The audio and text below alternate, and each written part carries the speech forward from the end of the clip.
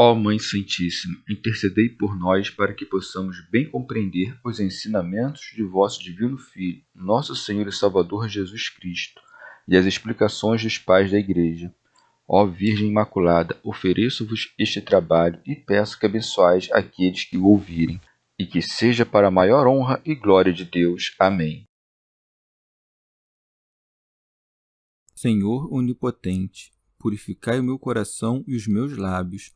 Vós, que purificastes os lábios do profeta Isaías com carvão em brasa, e dignai-vos, por tal modo, purificar-me com a vossa misericórdia, para que possa dignamente anunciar o vosso santo Evangelho. Por Jesus Cristo nosso Senhor. Amém. Senhor, abençoai-me. Que o Senhor resida no meu coração e nos meus lábios, para que anuncie digna e convenientemente o seu Evangelho.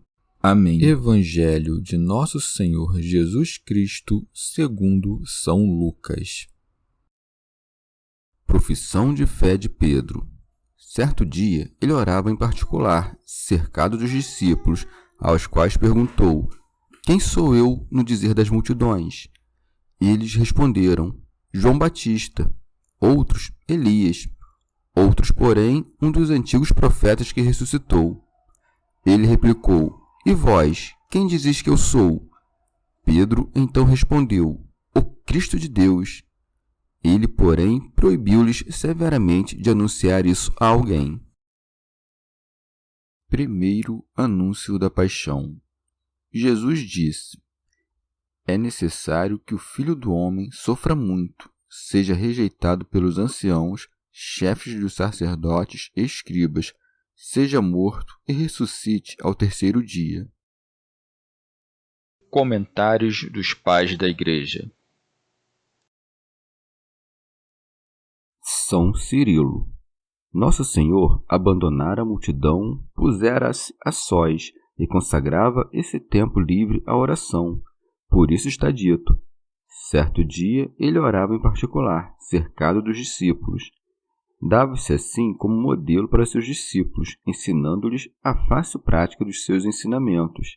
Julgo, com efeito, que os pastores dos povos devem ser superiores aos seus súditos nas virtudes, dando-lhes exemplo por meio de uma aplicação constante aos ofícios necessários e às obras que reconciliam Deus conosco.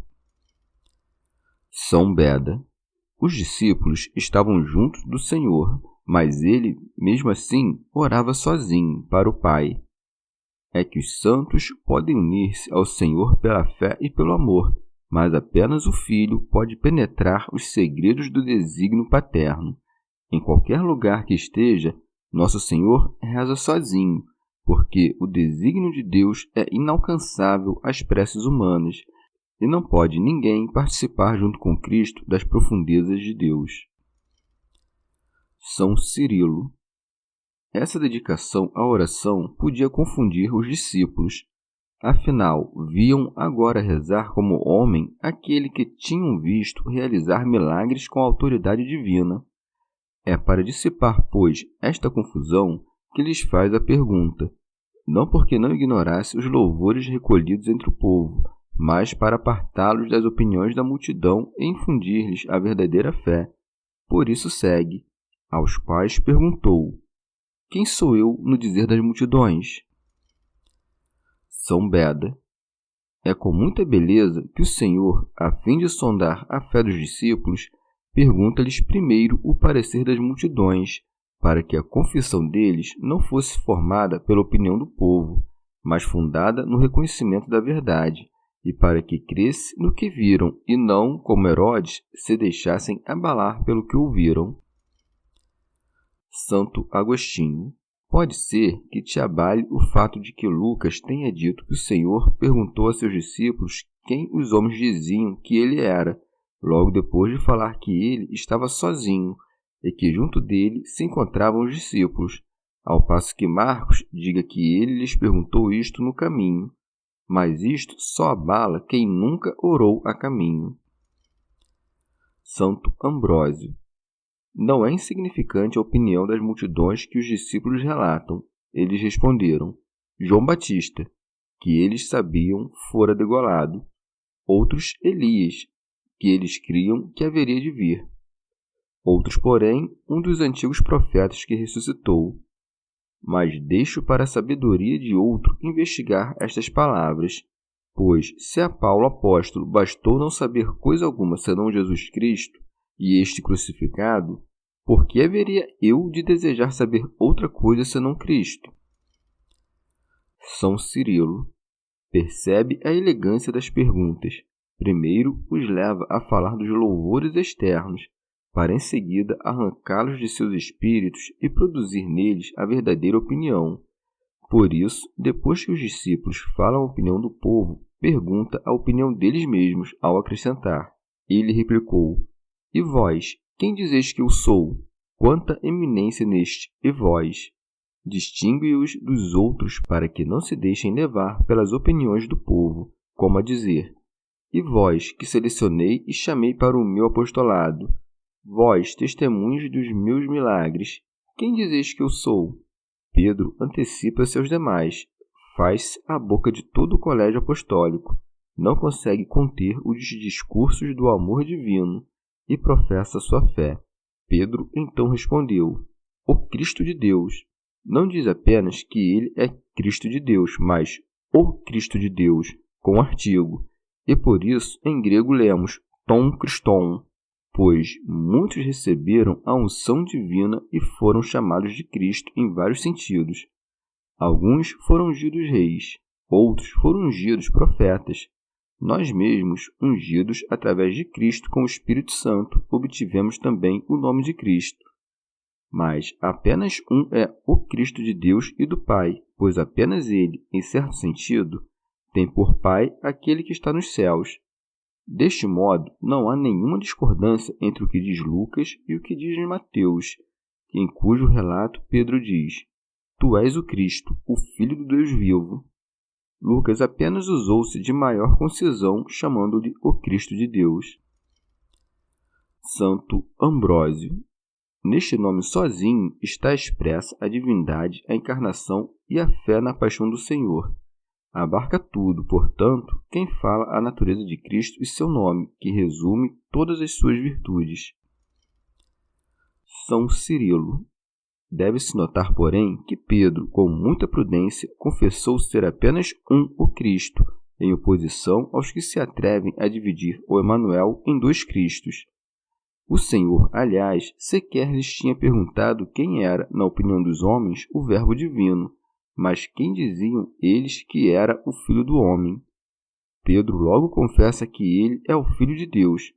Nisto, São Pedro é digno de toda admiração e das preeminentes honras que recebe, pois acreditou e confessou que aquele que contemplava apenas na forma humana era o Cristo do Pai, quer dizer, o Verbo que procedeu da substância do Pai, tornado homem.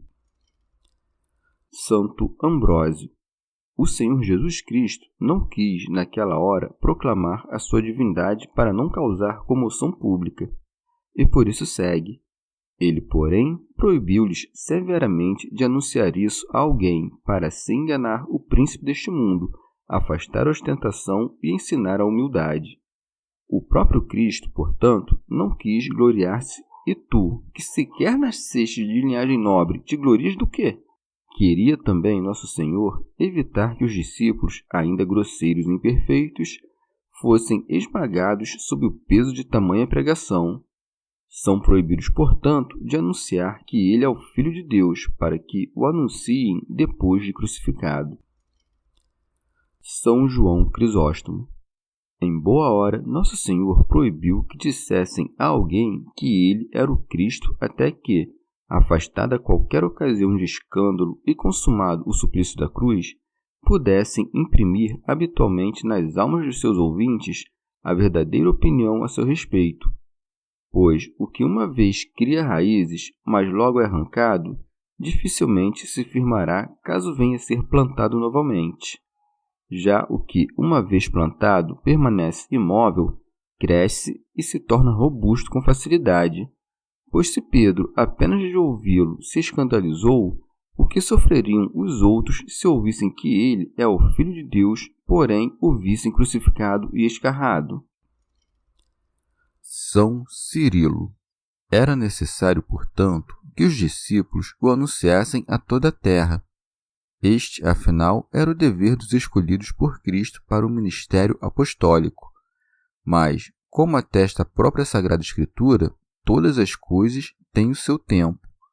Convinha, com efeito, que primeiro fosse cumprida a cruz e a ressurreição, e a isso se seguisse a pregação apostólica. Por isso, Jesus disse: é necessário que o Filho do Homem sofra muito, seja rejeitado pelos anciãos, chefes dos sacerdotes e escribas, seja morto e ressuscite ao terceiro dia. Santo Ambrósio. Pode ser que o Senhor, porque sabia que mesmo os discípulos com muita dificuldade aceitariam o mistério da paixão e ressurreição, tenha querido ele mesmo ser o pregador da sua paixão e ressurreição. São Cirilo. Os grandes generais incitam à audácia os valentes nas armas, não apenas prometendo-lhes as honrarias da vitória, como igualmente reconhecendo que também o próprio sofrimento é nobre. E vemos o próprio Senhor Jesus Cristo ensinar isto. Predissera aos apóstolos que haveria de suportar as calúnias dos judeus, ser morto e no terceiro dia ressuscitar. Para ninguém pensar, portanto, que Cristo haveria de sofrer perseguições pelo bem da vida neste mundo, mas que aos demais se permitiria levar uma vida agradável, declara que aos desejosos de alcançar a sua glória é necessário passar por justos combates. Chegamos ao fim de mais um dia de comentários da Catena Áurea.